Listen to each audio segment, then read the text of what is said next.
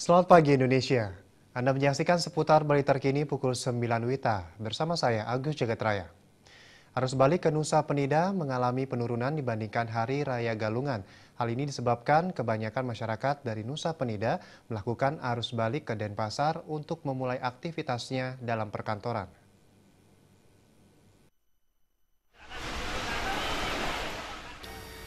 Aktivitas pengelola booth ke Nusa Penida tampak ramai, namun lebih sepi dibandingkan dengan Hari Raya Galungan kemarin.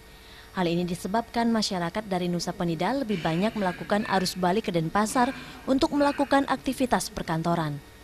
Salah satu pengelola booth Kadek Murtiani menyatakan arus balik ke Nusa Penida dibandingkan Hari Raya Galungan kemarin mengalami penurunan. Jika saat Hari Raya Galungan, kapal bisa 3 kali berangkat ke Nusa Penida. Perbedaannya Galungan lebih ramai daripada Kuningan. Kalau Kuningan cuma di Manisnya aja 3 kali. Kalau Galungan kan sebelumnya dari sini ke Nusa ramai.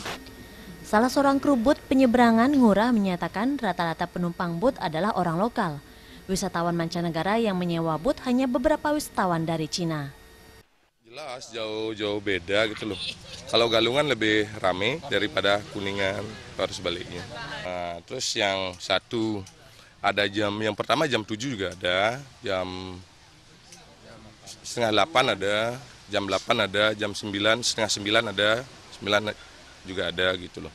Perbedaannya pasti ada gitu loh. Tapi yang jelas yang mayoritas yang rame sekarang itu kan Hari Raya, ya lokal lah yang rame untuk sekarang gitu. Yang pulang kampung? Iya, pulang kampung, bolak-balik gitu. Satu kapal booth bisa mengangkut penumpang hingga 60 orang. Harga tiket untuk lokal yaitu Rp75.000 dan untuk wisatawan mancanegara Rp125.000. Tidak ada kenaikan harga tiket pada Hari Raya saat ini. Harga tiket yang dijual masih normal. Agung Ria dan Gargita, Bali TV.